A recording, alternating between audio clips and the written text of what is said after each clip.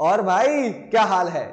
देखो यार, final answer की हमारी आ चुकी है और रिजल्ट बस थोड़े ही टाइम में आने वाला है। हम एक बार फटाफट से फाइनल आंसर की का एनालिसिस कर लेते हैं कि हमारा जो चेंजेस हमको देखने को मिले उससे हमको क्या इफेक्ट देखने को मिल सकता है कट ऑफ्स के मामले में, और हमको और बाकी सारी चीजों में भी क्या चीजें चेंजेस देखने को मिल सकते हैं। बहुत ही इन डेप्थ एनालिसिस है, ज्यादा बड़ाई नहीं करेंगे, आराम से इन सारे पॉइंट्स के बारे में डिस्कस करते हैं, एकदम ही तसल्ली से, बिना कोई जल्दबाजी के एक एक पॉइंट के ऊपर ढंग से बात करेंगे।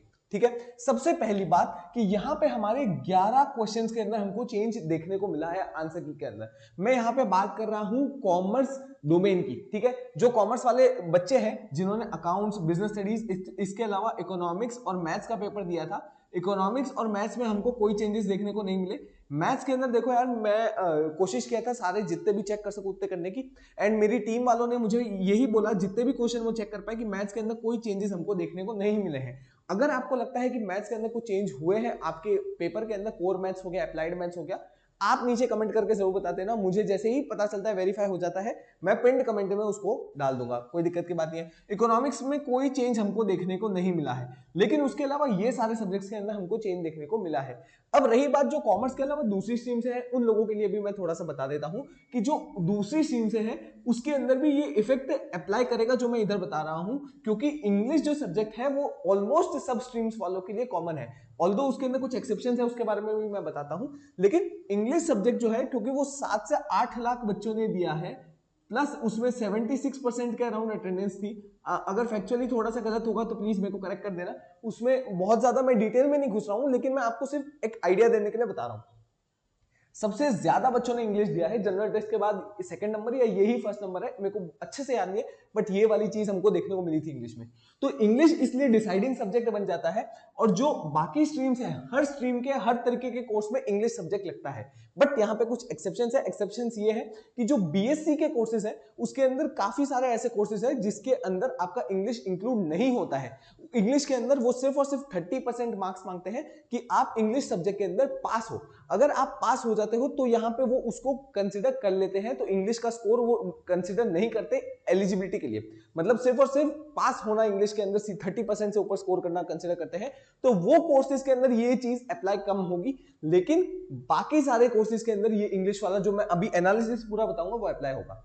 बेसिक बैकग्राउंड समझ लिया, अब आइए हम डिटेल में घुसते हैं। इंग्लिश इंग्लिश 15 और 29 में वाला, और अकाउंट्स और बिजनेस स्टडीज, इन 4 सब्जेक्ट्स के अंदर मैं आपको बता रहा हूं जो चेंजेस हुए उससे क्या इफेक्ट हो सकता है। देखो, अकाउंट्स और बिजनेस स्टडीज में हमको एक ही क्वेश्चन के अंदर चेंज देखने को मिला, ठीक बात है, ओके। इंग्लिश के अंदर हमको 15 में वाले में 5 क्वेश्चन चेंज देखने को मिले, और 29 में वाले में 4 क्वेश्चन हमको चेंज देखने को मिले। अब कमाल की बात क्या है कि जो हमारे एनटीए बाबा है वो क्या करते हैं, कमाल की चीज, कि यहां पे जितने भी क्वेश्चन में एक ऑप्शन करेक्ट था, एक ऑप्शन करेक्ट था, उससे उन्होंने 2 ऑप्शन करेक्ट कर दिए हैं, 2 ऑप्शन।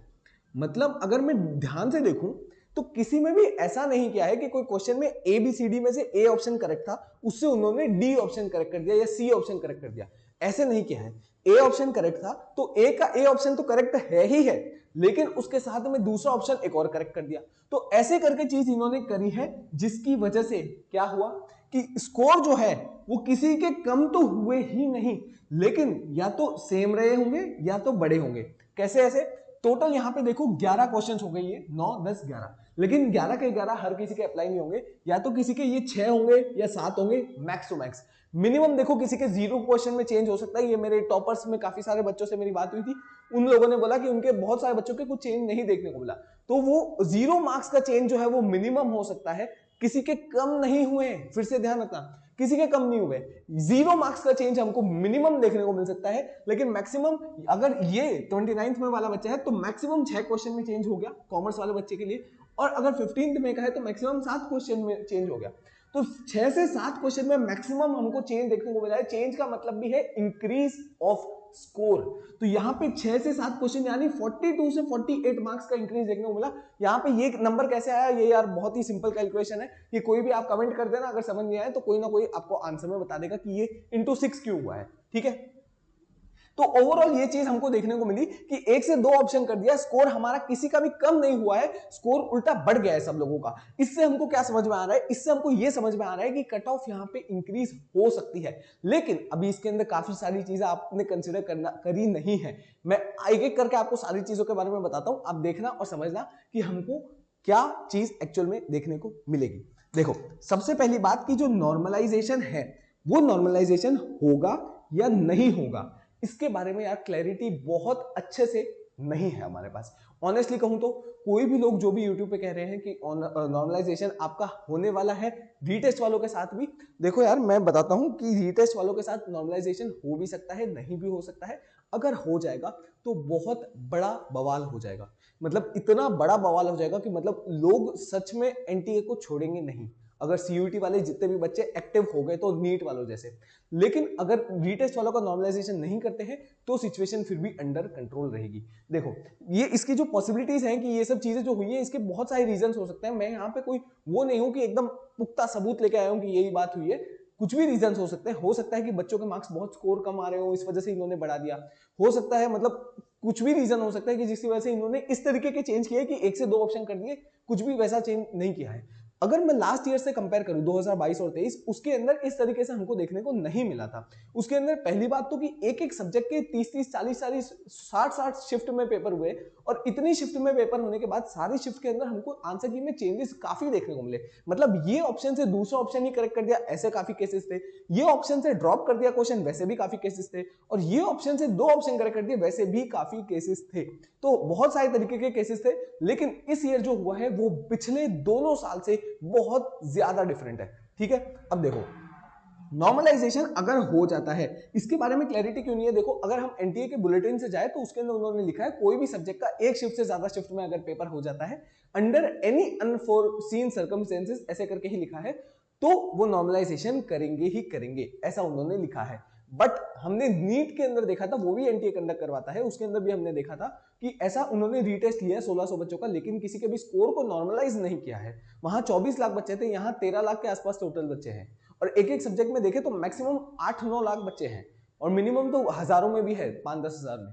तो वो उस तरीके की चीज अगर इधर भी ये लोग करते हैं कि हम 800 बच्चों का 866 या ऐसे इसी के अराउंड 800-900 के अराउंड बच्चों का रीटेस्ट हुआ, उसके बेसिस पे अगर नॉर्मलाइजेशन कर देंगे तो बहुत ज्यादा दिक्कत आ जाएगी, और सारे बच्चे मतलब फिर बिल्कुल ही मतलब एकदम ही बेसलेस हो गया ये चीज। एंट्रेंस एग्जाम का मतलब क्या रहा, बच्चे की खुद की मेहनत के ऊपर तो कुछ हो ही नहीं रहा है, सारा चीज तो उसके किस्मत के भरोसे हो रहा है। जैसा उसका टेस्ट में शिफ्ट में डिफिकल्टी आई, जैसे उसने उस शिफ्ट वाले बच्चों ने जैसा स्कोर किया उसके बेसिस पे तो उसको एडमिशन मिल रहा है। उसकी मेहनत यहाँ पे कितनी काम आएगी, अगर उसने मेहनत करके 194 भी ला दिए तो भी उसके अगर 10 नंबर कम हो गए तो उसका तो कॉलेज हाथ से गया ना, एक एक नंबर पे कॉलेज हाथ से चले जाता है। यहाँ पे थोड़ा थोड़ा तो इसके अंदर समझना चाहिए। तो एनटीए वाले आई होप सो अगर समझेंगे तो वो 2 ही शिफ्ट के हिसाब से नॉर्मलाइजेशन करेंगे, 15 और 29, और अगर वो नहीं समझते हैं और रीटेस्ट के हिसाब से करते हैं तो बहुत ज्यादा वेरिएशन देखने को मिलेगा, बहुत ज्यादा आपकी मतलब फिर बहुत ज्यादा हालत खराब हो जाएगी। और जो 2 शिफ्ट के अंदर हम नॉर्मलाइजेशन अगर देखने को मिलेंगे तो इसके अंदर वेरिएशन हमको काफी कम देखने को मिलेगा। क्यों मिलेगा, इसके ऊपर मैंने एक वीडियो बनाया था, नॉर्मलाइजेशन कैसे काम करती है, पूरा फॉर्मूला समझाया उसके अंदर डिटेल में, ऊपर आपको दिख जाएगा। बहुत ही छोटा वीडियो है, 6-7 मिनट का, और एकदम डिटेल में आपको समझ आ जाएगा कि नॉर्मलाइजेशन कैसे काम करता है, ऊपर मिल जाएगा, वो देख लेना आप वीडियो। अब नॉर्मलाइजेशन होता है नहीं होता है, इसका इफेक्ट कुछ लोगों को बिल्कुल ही नहीं पड़ेगा। किसको नहीं पड़ेगा, जिसने कोई भी सब्जेक्ट के अंदर अगर फुल स्कोर किया है। फुल स्कोर किया है का क्या मतलब है, 200 में से 200 या 250 में से 250, 250 में से 250 तो जनरल टेस्ट में आई डोंट थिंक सो कोई स्कोर करता है, अगर करता है तो वेल एंड गुड, बहुत बढ़िया बात है।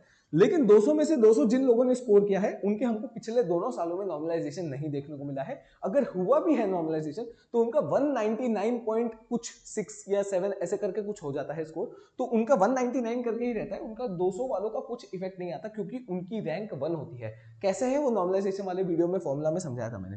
तो 200 में से 200 वालों का तो नॉर्मलाइजेशन होने के बावजूद भी कोई इफेक्ट नहीं पड़ेगा।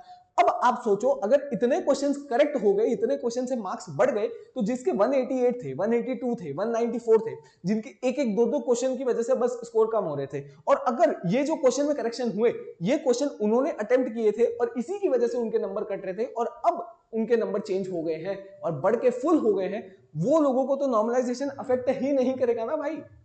उन लोगों को तो कुछ नॉर्मलाइजेशन से असर पड़ेगा ही नहीं। और इस वजह से यहां पे हमको फुल स्कोरर्स अगर बहुत ज्यादा फुल स्कोरर्स बढ़ेंगे तो सही, देखो कितने बढ़ेंगे वो कोई नहीं बता सकता, बट बढ़ेंगे तो सही फुल स्कोरर्स। और जो बढ़ेंगे ये आंसर की चेंज होने के बाद में, वो कितने बढ़ेंगे वो नहीं बता सकते, पर जितने भी बढ़ेंगे उससे यहां पे ये लोग कट ऑफ हाई करवाएंगे।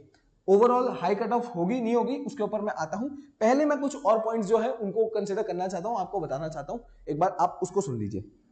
जिन कोर्सेज में मैथ का सब्जेक्ट लगता है, जैसे हमारे इकोनॉमिक्स ऑनर्स से कोर्स है, स्टैटिस्टिक्स ऑनर्स से कोर्स है, शायद मैथ्स ऑनर्स के अंदर भी मैथ्स तो लगता ही है, तो ये जो कोर्सेज है जिसके अंदर मैथ कंपलसरी सब्जेक्ट है, मैथ्स लगता ही लगता है और कोई ऑप्शन नहीं है आपके पास डोमेन्स के अंदर, उन सारे कोर्सेज में क्या इफेक्ट होगा वो बाकी सबसे डिफरेंट है। क्यों मैं कह रहा हूं ऐसा?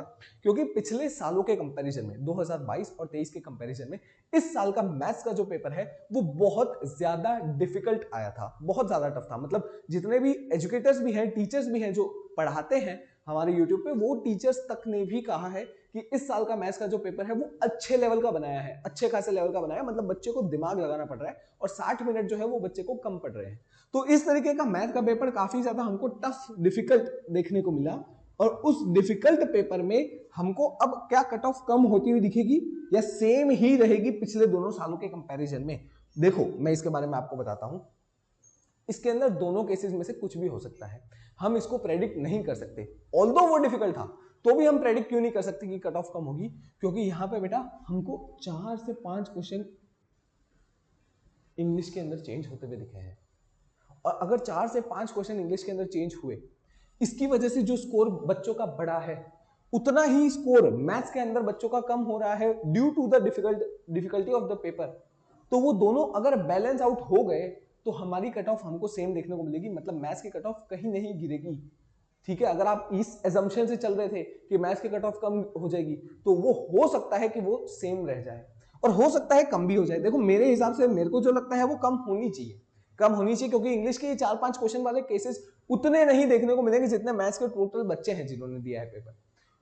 फिर भी हम इस केस को भूल नहीं सकते, इस केस को कंसीडर नहीं करें ऐसा गलत बात हो जाएगा। ये केस को हमको कंसीडर करना पड़ेगा कि मैथ्स कोर्सेज सेम भी हो सकते हैं, ये भी हो सकते हैं, इसलिए ये थोड़ा सा हमारे लिए अनप्रेडिक्टेबल है।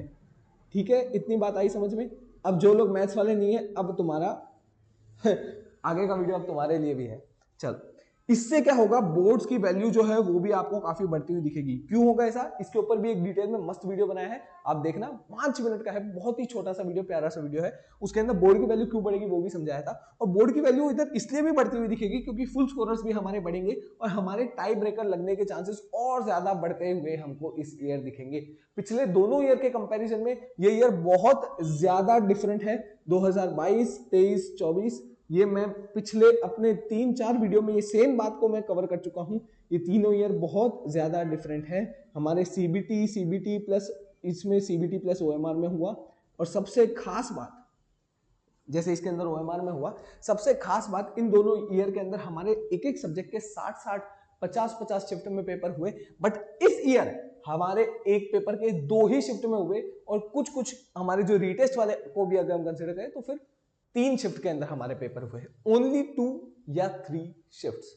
तो इसकी वजह से इस ईयर जो हमको इफेक्ट देखने को मिलेगा सारे स्कोर्स के अंदर, वो बहुत ज्यादा डिफरेंट होगा पिछले दोनों ईयर से। तो पिछले दोनों ईयर से कंपैरिजन बिल्कुल मत करो, पिछले दोनों ईयर से आपको कुछ भी नहीं पता चलेगा।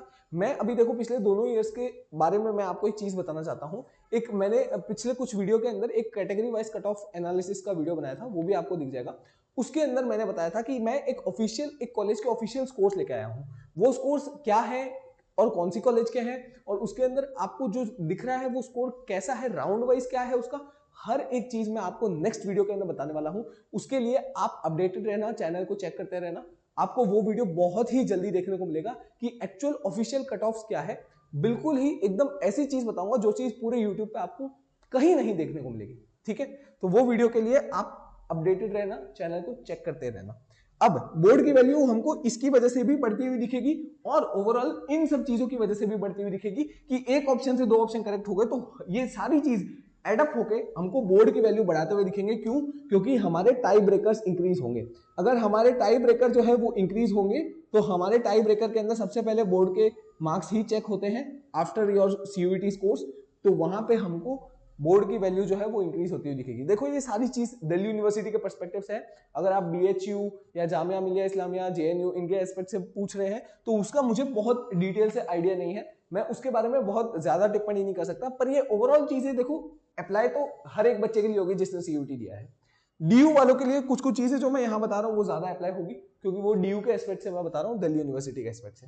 अब हम मेन मुद्दे पे आते हैं कि ओवरऑल हमारी जो कट ऑफ है वो हमको हाई देखने को मिलेगी या फिर हमारी कट ऑफ सिमिलर रह सकती है पिछले 2 ईयर से। देखो यार, अगर मैं नॉर्थ कैंपस की बात करूं, मैं यहां कैंपस वाइज कैंपस जाता हूं, north campus, south campus, off campus. अगर मैं नॉर्थ कैंपस की बात करूं तो नॉर्थ कैंपस के अंदर हमको कट ऑफ 100% इंक्रीज होती हुई ही दिखेगी। इंग्लिश के पेपर में कितना भी मिसमैनेजमेंट हुआ हो, कितना भी कुछ भी हुआ हो, वो सारे के सारे जो भी फैक्टर्स हैं एक्सटर्नल वाले, वो कोई भी इसके अंदर अप्लाई नहीं होंगे इन कंसिडरिंग योर स्कोर्स। आपके कोई भी स्कोर्स के अंदर नॉर्मलाइजेशन लगे या कुछ भी लगे, ये आपके जो स्कोर्स हैं ये जो इसमें मिसमैनेजमेंट या कुछ भी हुआ वो अप्लाई नहीं होगा, उसको कंसीडर नहीं किया जाएगा। इस बात को ध्यान रखना। इसी वजह से जैसे नॉर्थ कैंपस जो है उसके अंदर हमको कट ऑफ हाई क्यों देखने को मिलेगी मिसमैनेजमेंट होने के बावजूद, वो इसलिए है क्योंकि नॉर्थ कैंपस के अंदर हमको फुल स्कोरर्स अगर ज्यादा देखने को मिल गए तो यहाँ पे उनके जो नॉर्मलाइजेशन है वो नहीं होगा। देखो फुल स्कोरर्स में भी एक बात है कि हो सकता है एक बच्चे ने इंग्लिश में फुल स्कोर किया हो पर इनमें नहीं किया हो, तो इंग्लिश में उसका नॉर्मलाइजेशन नहीं होगा। और इन सब्जेक्ट्स के अंदर 2 शिफ्ट के हिसाब से तो वैसे भी नॉर्मलाइजेशन नहीं हो रहा है, तो फिर इस वजह से हो सकता है कि कट ऑफ हमको हाई देखने को मिले। इसलिए नॉर्थ कैंपस में बहुत हाई चांसेस है, मतलब मैं 100% कह दिया वो मेरे को नहीं कहना चाहिए था, I take my words back, 99% chance है कि यहाँ पे कट ऑफ आपको हाई देखने को मिलेगा पिछले दोनों ईयर्स के कंपैरिजन में। साउथ कैंपस और ऑफ कैंपस के अंदर भी हमको एक्सपेक्टेड यही है कि कट ऑफ हमारे पिछले साल से ऊपर जाने वाले हैं। तो इसीलिए लास्ट ईयर का कंपैरिजन में मैं यही पॉइंट एक और ऐड करना चाहता हूं कि अगर आप लास्ट ईयर्स के सीयूईटी के कट ऑफ देख रहे हैं, स्कोर्स देख रहे हैं, तो वो स्कोर्स आपके लिए उतने ज्यादा एप्लीकेबल नहीं रहेंगे कि आप इस चीज के अंदर ये पता कर पाओ कि हमारे कट ऑफ उस स्कोर के कंपैरिजन में कितना आ रहा है तो मेरे को हाँ ये कॉलेज एक्सपेक्ट करना चाहिए। वो बिल्कुल नहीं करना है हमको, वो बिल्कुल भी नहीं करना है। कट ऑफ सिर्फ जनरल आइडिया लेने के लिए यूज करना है कि क्या चीज एक्चुअल में हमको देखने को मिली थी, जनरल आइडिया लेने के लिए। लेकिन आपको बिल्कुल भी इस चीज के लिए यूज नहीं करना कि यार लास्ट ईयर 740 पे ये कॉलेज मिल गया था, आत्माराम सनातन धर्म कॉलेज, तो इस साल भी 740 पे ये मिल जाएगा। नहीं नहीं नहीं नहीं, ऐसा बिल्कुल नहीं हो सकता। ऐसा आप बिल्कुल भी इस एजम्पशन में मत रहना, बिल्कुल भी मत रहना, ठीक है। तो ओवरऑल हमको इधर भी इंक्रीज होती हुई दिखेगी, इधर भी इंक्रीज होती हुई दिखेगी। अब यहाँ पे एक चीज जो इन कैंपसेस में डिफरेंट रहेगा, वो मेरे को जो लगता है, मैंने जो एनालिसिस किया उसके हिसाब से जो मेरे को लगता है कि नॉर्थ कैंपस के अंदर हमको जो वेरिएशन ऑफ इंक्रीज है कि कितना ज्यादा इंक्रीज हो रहा है लास्ट ईयर से, वो हमको कम देखने को मिलेगा क्योंकि वहां पे ऑलरेडी बहुत हाई स्कोर करने वाले बच्चे जाते हैं, तो वहां पे हमको कम इंक्रीज देखने को मिलेगा cut off. But south campus और ऑफ कैंपस में वो जो वेरिएशन है वो हमको काफी ज्यादा देखने को मिल सकता है due to increase in so many questions, ठीक है। तो इनमें हमको कट ऑफ और ज्यादा इंक्रीज देखने को मिल सकता है, इसमें कम देखने को मिल सकता है। बट ये मेरा पर्सनल एनालिसिस है, हो सकता है ये गलत हो जाए चीज, हो सकता है कि नॉर्मलाइज सारे कोई सब्जेक्ट को ही नॉर्मलाइज कर दे, पूरा मामला ही पूरा पलट जाए, सारी चीज ऐसी हो जाए, हो सकता है ऐसी चीजें हो जाए। बट यहाँ पे हमको ओवरऑल कट ऑफ इंक्रीज ही देखने को मिलेगी। तो क्या यार, मेरे तो अभी कम स्कोर हो रहे हैं, मेरे को अभी बहुत अच्छा स्कोर नहीं आ रहा है मेरा, लास्ट ईयर के कंपैरिजन में मेरे को मिल जाता कुछ अच्छा सा कॉलेज, बट इस ईयर तो मेरे को अब फिर अगर कट ऑफ इंक्रीज हो जाएगी तब तो फिर मेरे को कुछ भी नहीं मिलेगा, मेरे को अच्छा कॉलेज नहीं मिलेगा, तो मैं क्या करूं? इसके मैं सॉल्यूशन के ऊपर आता हूं। देखो, अगर आप अभी एक्सपेक्ट कर रहे हो कि मैं कोई अलग अलग यूनिवर्सिटीज का, अलग अलग कॉलेजेस का प्रमोशन कर दूंगा यहाँ पे as a solution, as a backup, तो देखो ऐसा नहीं होने वाला है। ऑल्दो मुझे ऑफर्स आए हैं, काफी सारी यूनिवर्सिटीज के ऑफर आए हैं, बट यहाँ पे आप भी जानते हो, मैं भी जानता हूँ कि वो यूनिवर्सिटीज कैसी हैं और वो कैसे ऑफर्स देती हैं और कैसे यहाँ पे उनके प्रमोशंस होते हैं। मैं इन सब चीजों में नहीं मानता। मैं जानता हूँ कि मेरी ऑडियंस इतनी समझदार है कि वो जानती है कि ये सारे जितने भी एडवर्टाइजमेंट होती है इनकी कितनी वैल्यू होती है। तो मैं आपको बस इतना बताऊंगा कि ओवरऑल हाई कट ऑफ जाएगी। इसका सॉल्यूशन क्या है? इसका सॉल्यूशन ये है कि आप बैकअप ऑप्शंस को देखिए। बैकअप ऑप्शंस में आई होप सो आपने अभी तक एडमिशन ले लिया होगा। अगर नहीं लिया है तो आप प्लीज और दूसरे बैकअप्स को सर्च कीजिए जिसमें एडमिशन अभी भी खुला है। बैकअप ऑप्शंस के अंदर आप एडमिशन एनरोल कीजिए। आप अपने शहर के, अपने गांव की, जहां पे भी आप रहते हो वहां की कॉलेज के अंदर एडमिशन ले सकते हैं, लोकल कॉलेज के अंदर ले सकते हैं, आप अलग अलग प्राइवेट यूनिवर्सिटीज के अंदर ले सकते हैं अगर आप फीस अफोर्ड कर सकते हैं तो। अगर फीस अफोर्ड नहीं कर सकते एंड आपको और कोई बैकअप ऑप्शन नहीं मिल रहा है तो आप ओपन यूनिवर्सिटी पे भी जा सकते हैं। जैसे हमारी वो SOL है, स्कूल ऑफ ओपन लर्निंग है, इग्नू है, IGNOU इग्नू है। तो ये जितनी भी यूनिवर्सिटीज हैं ये ओपन यूनिवर्सिटीज हैं। आप इनमें जा सकते हैं क्योंकि इसके अंदर सीट्स जो है वो अनलिमिटेड होती है, कोई ऐसा बार नहीं होता कि इतनी ही सीट्स है। तो इसके अंदर अगर आप अप्लाई करेंगे आपका एडमिशन ऐसे ही हो जाएगा बिना कोई चीज के। मतलब सिर्फ 12th पास मांगते हैं शायद, मैं एक बार अच्छे से कंफर्म करके एक अच्छे से वीडियो में भी वो कवर कर दूंगा। लेकिन ये जो चीज है आप बैकअप ऑप्शंस की तरफ जाइए, उसको एज अ बैकअप सिक्योर कर लीजिए। आपके थोड़े पैसे लगेंगे आई नो, और अगर आप अफोर्ड कर सकते हो तो प्लीज उसको बैकअप को ले लीजिए। क्योंकि यहाँ पे अगर कट ऑफ इंक्रीज हो गई इसकी वजह से आपको ढंग का कॉलेज नहीं मिला तो आपका 1 साल बर्बाद हो जाएगा CUET फिर से देने में। और वो 1 साल बर्बाद ना हो, मैं ऐसा नहीं चाहता कि आपका 1 साल बर्बाद हो, इसलिए प्लीज बैकअप कॉलेजेस की तरफ देख लेना। मैं यहाँ कोई यूनिवर्सिटी का कुछ प्रमोशन नहीं करने वाला हूँ। मैं जानता हूँ आप इतने समझदार हैं कि आप खुद रिसर्च कर सकते हैं। कैसे रिसर्च करते हैं? मैंने बहुत वीडियोस बनाए हैं, मेरा चैनल खोल के देखना, ऐसे ऐसे वीडियोस बनाए हैं जो वीडियो के बारे में पूरे यूट्यूब पे कोई बात नहीं करता है। तो आई होप सो ये एनालिसिस जो है इससे आपको काफी कुछ समझ में आया होगा। आई नो काफी लंबा एनालिसिस हो गया, 20 मिनट के आसपास का एनालिसिस हो गया। इतना लंबा मैंने एक्सपेक्ट नहीं किया था, मैं सोचा था 10-15 मिनट में हो जाएगा, बट इतना लंबा एनालिसिस हो गया है। बट आई नो इससे आपको कुछ तो वैल्यू प्रोवाइड हुई होगी जिसके बारे में कोई बात नहीं कर रहा है। ठीक है, तो आई होप सो आपको ये वीडियो अच्छा लगा होगा। आपका जो भी फीडबैक है नीचे कमेंट करके मुझे जरूर बताना। अगर आपको ये जानना है कि कैटेगरी वाइज कट ऑफ्स का क्या एनालिसिस है वो आपको यहाँ पे देखने को मिल जाएगा। इसी का जो एक्सटेंशन है वो आपको कल या परसों जब भी होगा वो आपको देखने को मिल जाएगा। और अगर आपको ये जानना है कि कॉलेजेस के बारे में रिसर्च कैसे करें, जो बैकअप ऑप्शंस के बारे में रिसर्च करना है, तो उसका वीडियो आपको यहाँ मिल जाएगा। मैं मिलता हूं आपसे अगले वीडियो में, तब तक के लिए ओके बाय, गुड नाइट।